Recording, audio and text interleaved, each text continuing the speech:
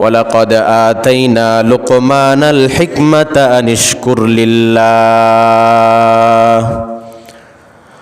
ওয়া মান ইয়াশকুর ফাইন্নামা ইয়াশকুরু লিনাফসিহি ওয়া মান কাফারা ফাইন্নাল্লাহা গনিয়্যুন হামিদ। আল্লাহ তাআলা লুকমানে হাকিমের পরিচয় করিয়ে দিচ্ছেন, আর অতি অবশ্যই আমি লুকমানকে হিকমত দান করেছি। হিকমত, কত হিকমত ছিল তার মধ্যে, কত প্রজ্ঞা আর কত জ্ঞান ছিল। লুকমানে হাকিম যেই যুগের মানুষ, সে যুগে লুকমানে হাকিম নিজ বাসায় থাকতেন, অবস্থান করতেন, কিন্তু আল্লাহ তাআলা তার সুনাম আর সুখ্যাতি, তার জ্ঞানের পরিধি এতটাই বিস্তৃত করে দিয়েছিলেন, পুরো পৃথিবীর মানুষ বিভিন্ন অঞ্চল থেকে তার কাছে এসে এসে ওয়াজ শুনতেন, নসিহত শুনতেন।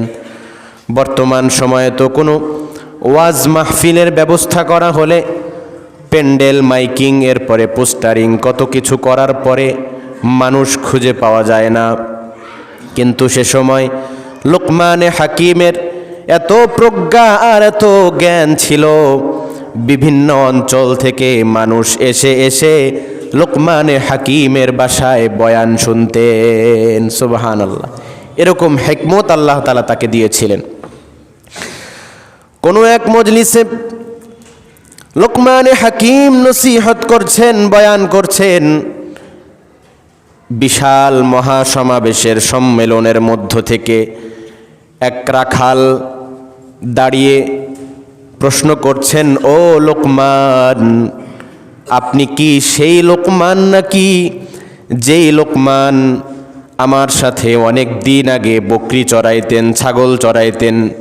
আপনি কি সেই লুকমান নাকি? লুকমানে হাকিম এই প্রশ্ন শোনার সাথে সাথেই উনি বলেন, হ্যাঁ, আমি হলাম ওই লুকমান, যেই লুকমান তোমার সাথে আমি অনেক আগে বকরি চড়াইতাম। কিন্তু আমাদের এরকম সময়ে যদি ওই রাখাল যদি আমাদেরকে প্রশ্ন করত, বিশাল এক মজলিসের মধ্যে বড় নেতা বয়ান করছেন, আর পেছন থেকে একজন এরকম প্রশ্ন করেছে, নেতা কিছু না বললেও আশপাশের সবাই মিলে আরে বসায় দিত কি দিত না, এরকম হয়তো। কিন্তু লুকমানে হাকিম এমন শুকরগুজার, এমন কৃতজ্ঞতা সম্পন্ন একজন বান্দা। আল্লাহ বলেন, ওয়ালাকাদ আতাইনা লুকমানাল হিকমাতা আনিশকুর লিল্লাহ। আর অতি অবশ্যই আমি লুকমানকে হিকমত দান করেছি, জ্ঞান দান করেছি, প্রজ্ঞা দান করেছি, আর এই মর্মে তাকে আদেশ করেছি, তুমি আল্লাহর শুকরগুজার বান্দা হও। লুকমানে হাকিম অত্যন্ত শুকরগুজার বান্দা ছিলেন।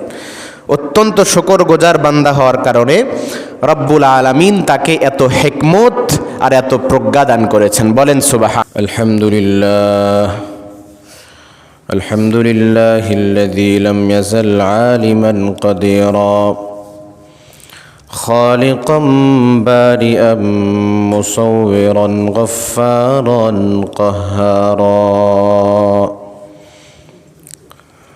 رافعا معزا مذلا سميعا بصيرا ونشهد أن لا إله إلا الله وحده لا شريك له ونشهد أن سيدنا وسندنا وحبيبنا ومولانا محمدا عبده ورسوله أرسله بالحق بشيرا ونذيرا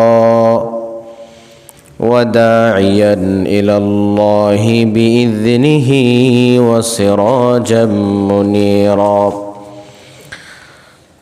أما بعد فقد قال الله تعالى في كلامه المجيد وفي فرقانه الحميد.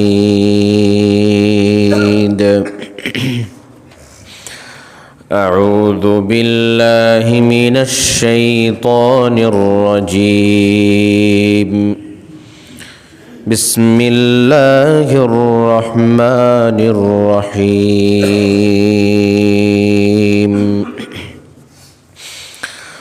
ولقد آتينا لقمان الحكمة أن اشكر لله ومن يشكر فإنما يشكر لنفسه ومن كفر فإن الله غني حميد.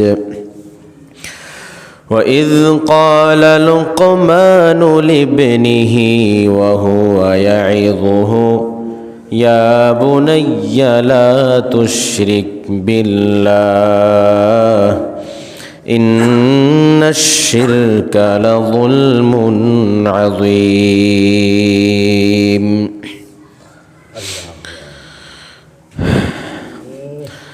آمنت بالله صدق الله العظيم. নামাজের মধ্যে যে দরুদ পড়ি দরুদ ইব্রাহিম মহব্বতে পাঠ করি। اللهم صل على محمد وعلى آل محمد كما صليت على إبراهيم وعلى آل إبراهيم إنك حميد مجيد. اللهم بارك على محمد وعلى آل محمد كما باركت على إبراهيم وعلى آل إبراهيم إنك حميد مجيد. سبحانك لا علم لنا إلا ما علمتنا إنك أنت العليم الحكيم. رب اشرح لي صدري ويسر لي أمري واحلل عقدة من لساني يفقه قولي. আলহামদুলিল্লাহ, আল্লাহ তাআলার দরবারে অসংখ্য অগণিত শুকরিয়া আদায় করছি যে আল্লাহ আমাদেরকে পবিত্র রজব মাসে জুমার নামাজ আদায় করার জন্য মসজিদে আসার বসার তৌফিক দান করেছেন। এজন্য দিল থেকে মহাব্বতের সাথে উঁচু আওয়াজে কালিমাতুশ শুকর আদায় করছি। সবাই পড়ছি আলহামদুলিল্লাহ। লক্ষ কোটি দরুদ আর সালাম সাইয়্যিদুল আনাম শফিউল মুযনিবিন খাতামুন নবিয়্যিন সৈয়দুল সাকলাইন ইমামুল মুরসালিন শফি আযম রহমত আলম হাবিব কিবরিয়া নবী পয়গম্বর আরবি সমস্বরে পড়ি সাল্লাল্লাহু আলাইহি ওয়াসাল্লামের ওপর। সম্মানিত মুসল্লিয়ান, গত জুমায় আমরা আলোচনা করেছিলাম দ্বীনি শিক্ষার গুরুত্ব ও ফজিলত সম্পর্কে।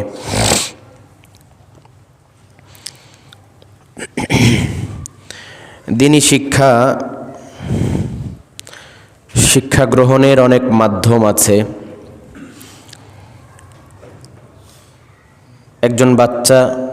একটি বাচ্চা যখন ভূমিষ্ঠ হয় তার সর্বপ্রথম শিক্ষা হাতে খড়ি যেটি হয় সেটি হলো তার মায়ের হাত ধরে, তার বাবার হাত ধরে।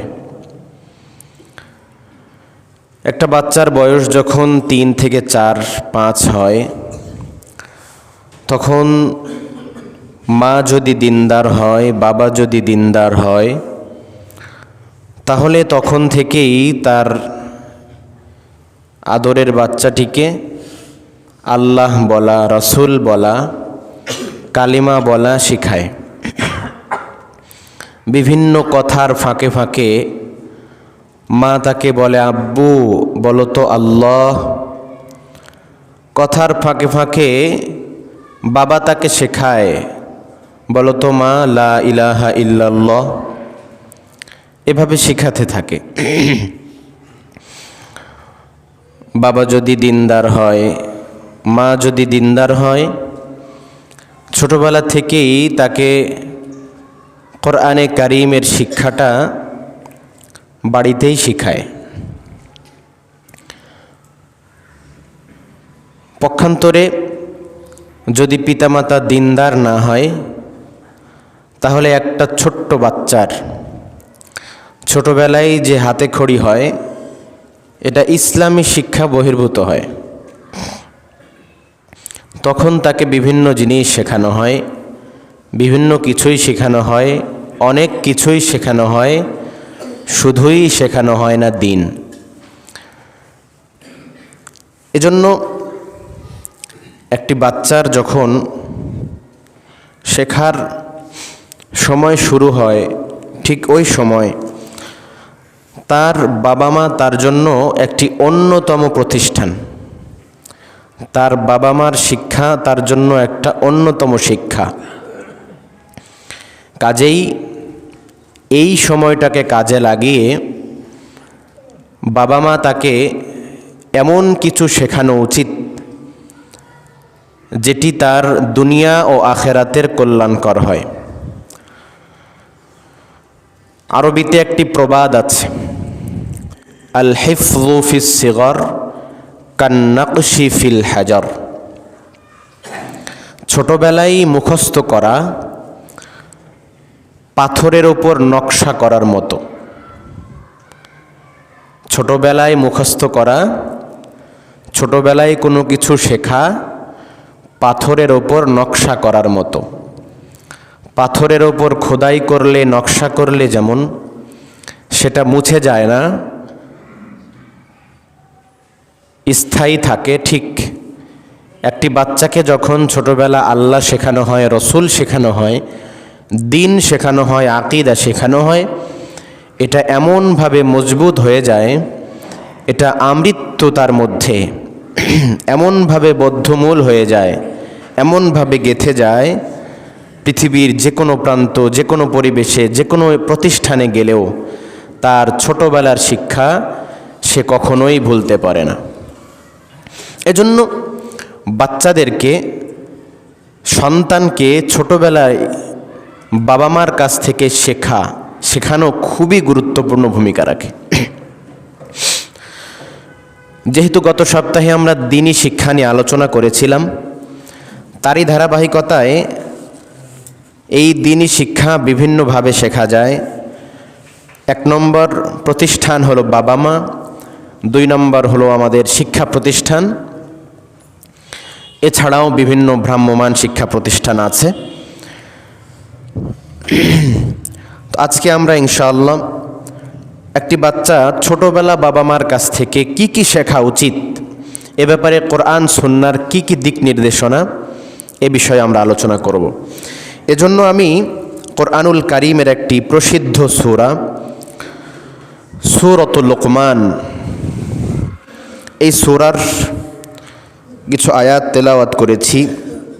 আল্লাহ চাহে তো উক্ত আয়াত দ্বয়ের ওপর কিছু কথা বলার চেষ্টা করব ইনশাআল্লাহ। সূরাতুল লুকমানের মধ্যে হযরত লুকমান এর আলোচনা এসেছে। লুকমান কে ছিলেন? হযরতে লুকমান ছিলেন একজন প্রসিদ্ধ আল্লাহর ওলি এবং বুদ্ধিমান ব্যক্তি। তার ব্যাপারে কথা আছে, তিনি কি নবী ছিলেন নাকি একজন বড় ব্যক্তি ছিলেন। অনেক মতভেদের মধ্যে প্রসিদ্ধ এবং গ্রহণযোগ্য মত হলো তিনি নবী ছিলেন না, বরং একজন বড় বুদ্ধিমান হাকিম এবং আল্লাহর ওলি ছিলেন। লুকমানে হাকিম তার আদরের ছেলেকে এমন কিছু নসিহত করেছেন, এই নসিহতগুলোর মধ্যে অন্যতম নসিহত আল্লাহ রাব্বুল আলামিন কোরআনে কারীমের মধ্যে কোট করে দিয়েছেন। চলেন লোকমানে হাকিম কেমন ছিলেন, লোকমানে হাকিমের পরিচয় কি, আল্লাহ তাআলা এখানে বলছেন। দেখেন, কোনো এলাকায় যখন কোনো নেতৃস্থানীয় ব্যক্তি অন্য কোনো এলাকা থেকে আসে, ধরুন এই অঞ্চলের একজন এমপি অন্য কোনো অঞ্চল থেকে একজন এমপি এখানে এসেছেন, বিশাল এক সমাবেশ, এই অঞ্চলের এমপি তিনি পরিচয় করিয়ে দিচ্ছেন যে অমুক অঞ্চলের একজন এমপি, উনি আমার খুব কাছের মানুষ, আস্থাভাজন প্রিয় মানুষ, তিনি এই, তার পরিচয় এই, তার শিক্ষাগত যোগ্যতা এই, খুব প্রশংসার সাথে তার পরিচয় করিয়ে দিলেন জনগণের সামনে। বলুন, যখন সাধারণ বেশভূষা নিয়ে উনি যখন এখানে উপস্থিত হয়েছেন, কেউ তাকে চেনে না, তখন তার প্রতি আমাদের মূল্যায়ন আর আমাদের অঞ্চলের এমপি তাকে পরিচয় করিয়ে দেওয়ার পর যেই মূল্যায়ন, এটা কি এক হবে নাকি দুটা ভিন্ন হবে? ভিন্ন হবে। তাহলে পরিচয় করিয়ে দেওয়ার পর মূল্যায়নটা বেশি হয়। রব্বুল আলামিন শুধুই যদি বলতেন লোকমান, তাহলে এর গুরুত্ব আমাদের কাছে তেমন স্পষ্ট হইতো না যতটা স্পষ্ট হয়েছে রব্বুল আলামিন যখন লোকমানে হাকিমের পরিচয় করিয়ে দিয়েছেন।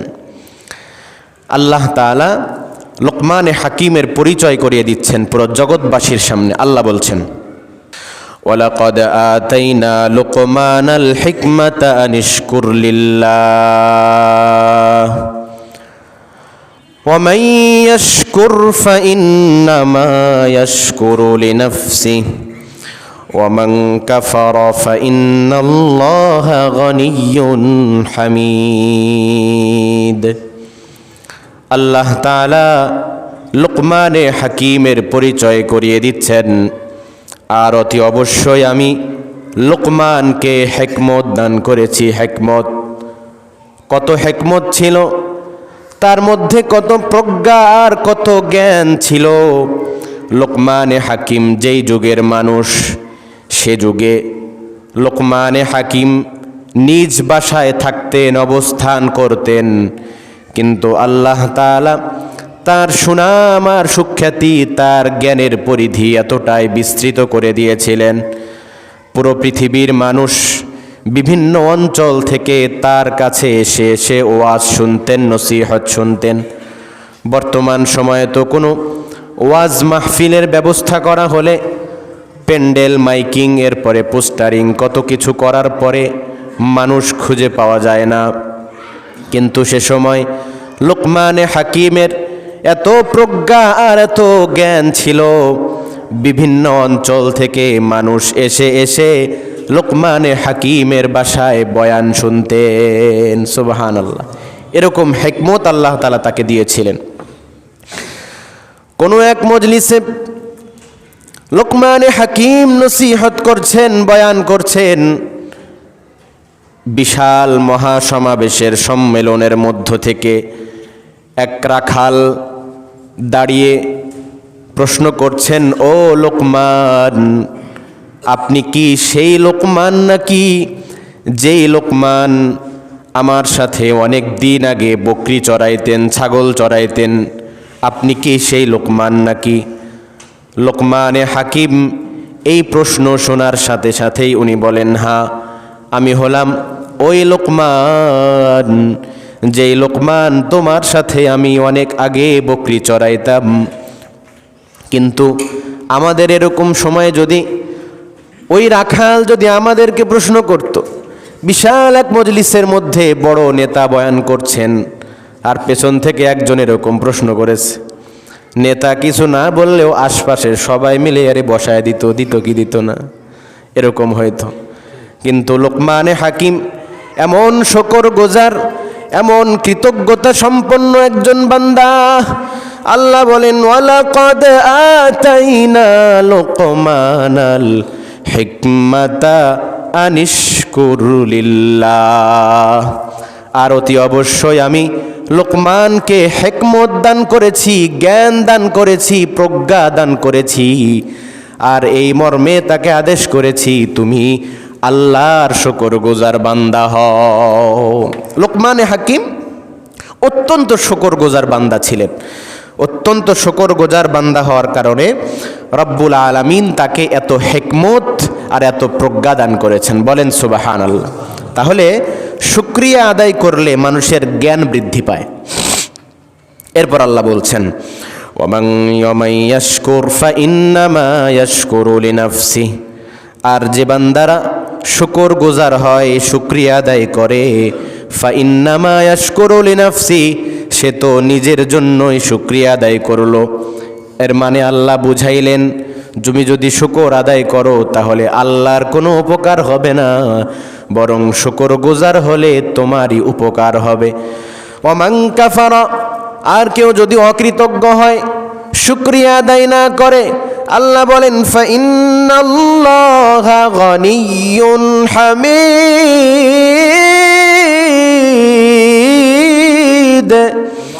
আল্লাহ বলেন যদি কেউ অকৃতজ্ঞ হয়, শুকরিয়া আদায় না করে, তাহলে তো আল্লাহ গনিয়ুন অমুকাপেক্ষী, হামিদুন চির প্রশংসিত, আল্লাহর শুকরের প্রয়োজন হয় না।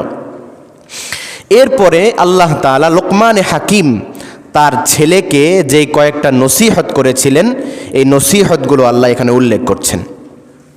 আল্লাহ বলেন, ওয়াইয ক্বালা লুকমানু লিবনিহি ওয়া হুয়া ইয়াইযুহু ইয়া বুনাইয়া লা তুশরিক বিল্লাহ ইন্নাশ শিরকা লাযুলমুন আযীম। লোকমানে হাকিম তার ছেলেকে 1 নম্বর নসিহত করেছেন, ঈমান শিক্ষা দিয়েছেন, ঈমান। মুফাসসিরিনে কেরাম বলেন, এখানে লোকমানে হাকিম তার ছেলেকে 4 ধরনের নসিহত করেছেন। 1 নম্বর নসিহত হলো ঈমান শিক্ষা দিয়েছেন, ঈমান।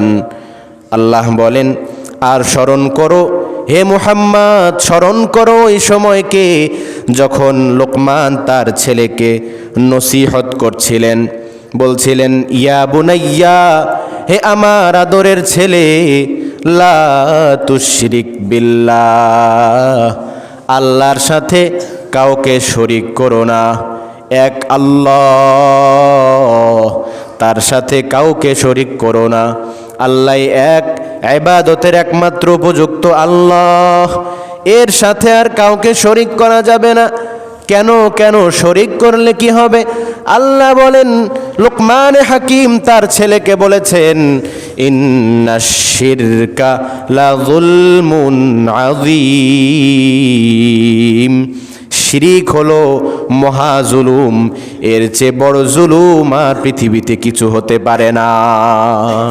শিরিক এমন এক জুলুম, এই জুলুম অন্যান্য গুনাহ, সমস্ত গুনার চেয়ে বড় গুনাহ হলো শিরকের গুনাহ। আল্লাহ এক আয়াতে বলেন, ওয়ামাই ইউশরিক বিল্লাহ ফাকাদ দাল্লা দালালাম বাঈদা ওয়ামাই ইউশরিক বিল্লাহ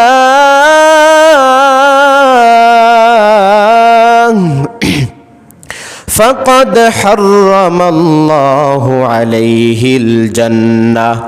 শিরকের গুনাহ এমন মহান জুলুম আর এমন গুনাহ, শিরকের গুনায় কেউ যদি লিপ্ত হয়, আল্লাহ তাআলা তার জন্য চিরস্থায়ী চিরসুখের জায়গা জান্নাত হারাম করে দিবেন। বলেন নাউযু বিল্লাহ, জান্নাত তার জন্য হারাম হয়ে যাবে। তাহলে লোকমানে হাকিম তার ছেলেকে প্রথম যেই নসিহত করলেন, এই নসিহত হইল, বাবা দেখো, শিরিক করা যাবে না। শিরিক যদি করো তাহলে কি হবে? শিরিক হলো মহা জুলুম, এই শিরিক করলে আল্লাহ তাআলা অসন্তুষ্ট হয়ে যাবেন। কত চমৎকার করে নসিহত করছেন, কি বলে? ইয়া বুনাইয়া, ইয়া বুনাইয়া, হে আদরের ছেলে, হে আদরের ছেলে। আমরাও আমাদের ছেলে পেলেকে, সন্তানদেরকে নসিহত করি, করি না? যাদের সন্তান আছে নসিহত করি। কিভাবে নসিহত করি? নসিহত হলো এইভাবে, নসিহতের ঢং হলো এরকম, মাস শেষে ছেলে যখন প্রাইভেট কোচিংয়ের বেতন নিতে আসে, তখন বেতনটা দেওয়ার পরে, এই যে নে নে বেতনটা নে, আর সারাদিন শুধু আড্ডা দিয়ে বেড়াবি, মোবাইল টিপবি, পাবজি খেলবি, আর এগুলো করে বাড়াবে। নসিহত করলো, কিন্তু নসিহতটা কিভাবে করলো? একটু খোঁচা দিয়ে নসিহত করলো। বলুন তো দেখি, এই কথা বলার পরে আপনার ছেলে কি ভালো হবে নাকি আরও খারাপ হবে? আরও খারাপ হবে। কিন্তু নসিহতের ঢং যদি এমন হইতো, প্রত্যেক দিন মা তো মায়ের সাথে বাবার সাথে বা কোনো সময় ছেলে আলাদা করে খায়, এখন খেতে বসার আগে তার মাকে বললেন যে আজকে তুমি আলাদা খাও, একটু ওই রুমে যাও, আমার ছেলের সাথে আলাদা কথা আছে। কি কথা? এখন যখন ছেলে খেতে বসেছে, আপনি তার কাছে গেলেন, যাওয়ার পরে ভাত তরকারি সব কিছু উঠায় দিলেন, আদর করে খাওয়াইলেন, খাওয়ার মধ্যে কোনো কথা বললেন না। ছেলে মনে মনে চিন্তা করতেছে আজকে সূর্য উঠছে কোন দিকে, এতদিন তো কিছু করে না, আজকে এত ভালো হলো কিভাবে। এরপরে যখন খাওয়া দাওয়া শেষের পরে হাতটা ধরে মাথাটা বুলায় দিয়ে এরপরে আপনি সুন্দর করে বলেন, বাবা তুমি যখন পৃথিবীতে আসো নাই তখন আমরা অনেক আল্লাহর কাছে দোয়া করেছিলাম, আল্লাহ আমাদেরকে একটা নেককার সন্তান দান করেন। তুই যখন পৃথিবীতে আসলি বাবা, তোর মুখের দিকে তাকিয়ে আমার যত উপার্জন, আমার যত কিছু, এই সব কিছু তো তোর জন্যই, তোমার জন্যই। আমি আমার জীবনের সমস্ত উপার্জন তোমার জন্য করছি, আমি শ্রম দিচ্ছি তোমার জন্য, এত কিছু করছি কার জন্য? তোমার জন্য। দেখো, এরপরে আপনি সুন্দর করে তাকে ডেকে বলেন, বাবা এই যে অসৎ ছেলেদের সাথে তুমি যে যাও, এই যে গেমস খেলো মোবাইলের প্রতি তুমি আসক্ত, এগুলো আর করো না, ভালো করে লেখাপড়া করো, 5 ওয়াক্ত নামাজ ঠিকঠাক করো, আমাদের সাথে চেতে মেতে কথা বলো না, রাগ করো না। এভাবে যদি সুন্দরভাবে বলেন, তাহলে বলেন তো দেখি আগের ঢং আর এই ঢং কোনটা বেশি কার্যকর? বলেন কোনটা বেশি কার্যকর? একটু জবান খুলতে হবে, কোনটা বেশি কার্যকর? পরেরটা। এজন্য আল্লাহ তাআলাও ঢং শিখিয়ে দিয়েছেন। দেখেন লোকমানে হাকিম তার ছেলেকে কিভাবে নসিহত করছে। ইয়া বুনাইয়া, হে আদরের ছেলে, কড়া করে বলেন নাই। আল্লাহ রব্বুল আলামিন আমাদেরকে এভাবে নসিহত করার তৌফিক দান করেন। তাহলে লোকমানে হাকিম তার ছেলেকে 1 নম্বর যে নসিহত করেছেন, এটি হলো তাকে ঈমান শিক্ষা দিয়েছেন। ঈমান, এক আল্লাহ, আল্লাহ ছাড়া আর কেউ নাই, এক আল্লাহ, আল্লাহ ছাড়া কেউ নাই, এই ঈমান তাকে শিক্ষা দিয়েছেন। তাহলে প্রথমে যখন ঈমান শেখানো হলো, এরপরে আল্লাহর বড়ত্ব আর মহত্ব শিক্ষা দিয়েছেন। 2 নম্বরে নসিহত, আল্লাহর বড়ত্ব ও মহত্ব সম্পর্কে শিক্ষা দিয়েছেন। আল্লাহ তো এক, কিন্তু তার ক্ষমতা সম্পর্কে কি তোমার জানা আছে? এটা তাকে শিক্ষা দিয়েছেন। দেখেন লোকমানে হাকিম কি বলেন, ইয়া বুনাইয়া ইন্নাহা ইন তাকু মিসকালা হাববাতিন মিন খারদাল ফাতাকুন ফি সখরাতিন আও ফিস সামাওয়াতি আও ফিল আরদি ইয়াতি বিহাল্লাহ ইন্নাল্লাহা লতীফুন খবীর। লোকমান হাকিম তার ছেলেকে 2 নম্বর যে নসিহত করলেন আল্লাহর বড়ত্ব আর মহত্ব সম্পর্কে, তিনি ডেকে বলেন, হে আমার আদরের ছেলে, ইন্নাহা ইন তাকু মিসকালা হাববাতিন মিন খারদালিন, তুমি যদি ফাতাকুন ফি সখরাতিন আও ফিস সামাওয়াতি আও ফিল আরদ, তুমি যদি আসমানের ওপরে অথবা জমিনের নিচে অথবা ফাতাকুন ফি সখরাতিন, কোনো এক পাহাড়ের একটা বড় পাথরের মধ্যেও অবস্থান করো, যেই পাথরের কোনো জানালা নাই, দরজা নাই, কিছুই নাই, একটা ছিদ্র পর্যন্ত নাই, এমন জায়গায় যদি অবস্থান করো, ইন তাকু মিসকালা হাববাতিন মিন খারদালিন, আর যদি তুমি সামান্য সরিষা দানা পরিমাণ পাপ করো আর পুণ্য করো, ইয়াতি বিহাল্লাহ, নিশ্চয়ই আল্লাহ একদিন এটা উপস্থিত করবেন, একদিন আল্লাহ উপস্থিত করবেন। আল্লাহর বড়ত্ব আর মহত্ব হলো এই। অন্য এক আয়াতে আল্লাহ বলেন, وَنَضَعُ الْمَوَازِينَ الْقِسْطَ لِيَوْمِ الْقِيَامَةِ فَلَا تُظْلَمُ نَفْسٌ شَيْئًا। আল্লাহ বলেন, কিয়ামতের দিন আমি মিজানের পাল্লা কায়েম করব, সেদিন কারো প্রতি সামান্য জুলুম করা হবে না। ওয়া ইন তাকু মিসকালা হাববাতিন মিন খারদালিন আতাইনা বিহা ওয়া কাফা বিনা হাসিবিন। আল্লাহ বলেন, বান্দা সরিষার দানা পরিমাণ, জাররা পরিমাণ পাপ পুণ্য যাই করো, আমি কিয়ামতের দিন উপস্থিত করব। কাফা বিনা হাসিবিন, আর হিসাব গ্রহণের জন্য আমি আল্লাহ যথেষ্ট। সুবহানাল্লাহ। তাহলে 2 নম্বরে নসিহত হইল, বাবা দেখো যে তুমি যেখানেই থাকো না কেন, যেখানেই কোনো পণ্য করো আর পাপ কাজ করো, আল্লাহ একদিন উপস্থিত করবেন। 3 নম্বরে নসিহত ইবাদত সংক্রান্ত। 1 নম্বরে ঈমান, 2 নম্বরে আল্লাহর বড়ত্ব, আর 3 নম্বরে ইবাদত সংক্রান্ত। ইয়া বুনাইয়া আকিমিস সালাতা ওয়া'মুর বিল মা'রুফ ওয়ানহা আনিল মুনকার ওয়াসবির আলা মা আসাবাক ইন্না যালিকা মিন আজমিল উমুর। হে আমার আদরের ছেলে, তুমি নামাজ কায়েম করো, আর কি করবা? ওয়া'মুর বিল মা'রুফ, সৎ কাজের আদেশ করো, অনহা আনিল মুনকার, অসৎ কাজ থেকে নিষেধ করো। তবে মনে রাখবা, অসৎ কাজ থেকে যখন নিষেধ করবা, সমাজে যখন সুদের বিরুদ্ধে বয়ান করবা, সমাজে যখন ঘুষের বিরুদ্ধে বয়ান করবা, সমাজে যখন সমাজের অসঙ্গতি তুলে ধরবা, জাতির সামনে তুলে ধরবা, ওই সময় কিন্তু অসবির আলা মা আসাবাক, অনেক বিপদ আসবে। ওই সময়, বিপদের সময় তোমাকে ধৈর্য ধারণ করতে হবে। অনেক জেল জুলুম আসতে পারে, অনেক কিছু আসতে পারে, এমনকি ফাঁসির কাষ্ঠেও ঝোলা লাগতে পারে। ওই সময় তুমি অসবির, ধৈর্য ধারণ করবা। সুবহানাল্লাহ বলেন। কি চমৎকার নসিহত, কি সুন্দর নসিহত। আমাদের ছেলেপেলেদেরকে তো এগুলো শেখানো উচিত।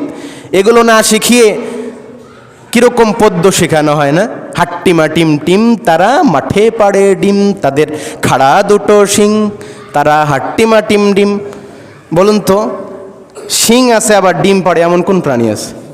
শিং আছে আবার ডিম পাড়ে, আহারে আল্লাহ। তাহলে লোকমানে হাকিম তার ছেলেকে 3 নম্বরে যে নসিহত করছেন, এই নসিহত হইল ইবাদত সংক্রান্ত।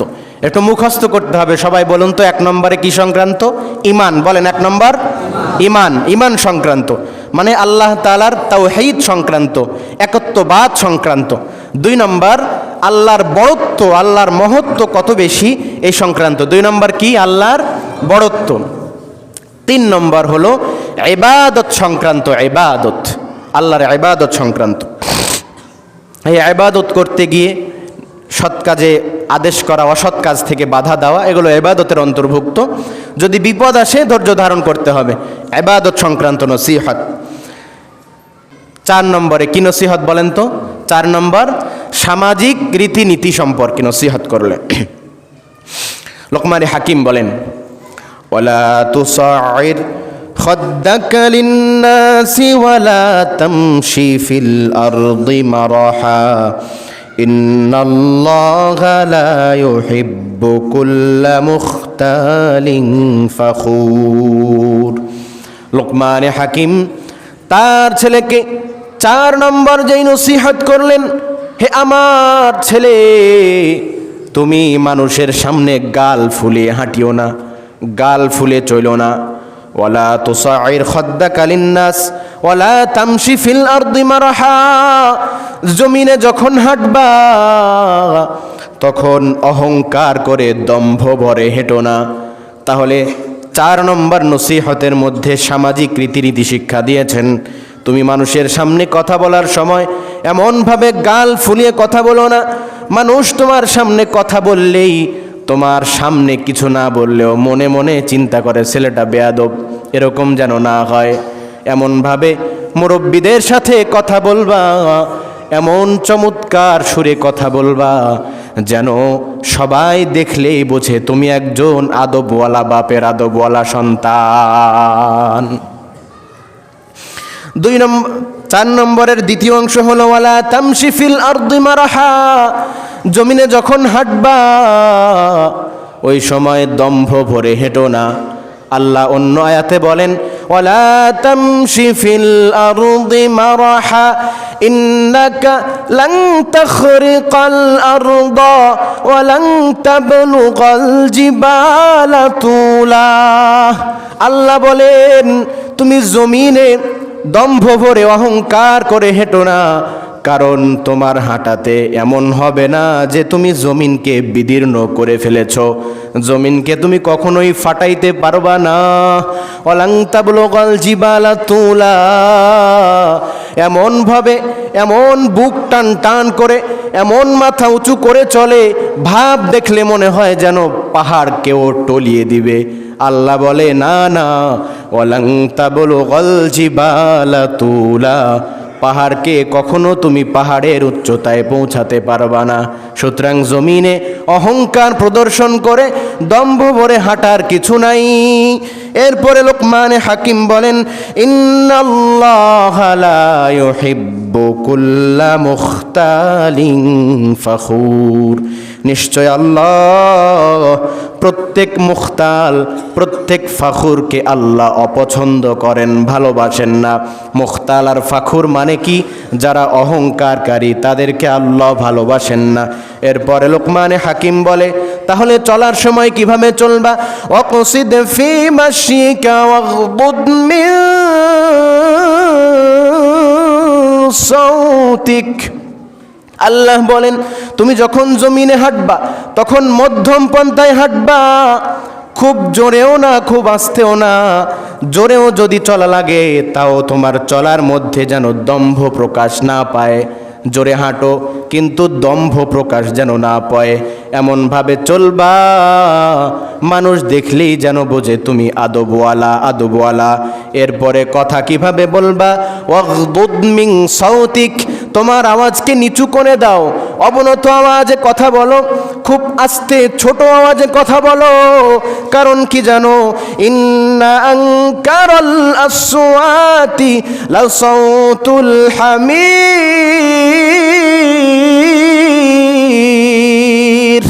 কারণ পৃথিবীতে সবচাইতে নিকৃষ্ট আওয়াজ হলো গাধার মুখের আওয়াজ।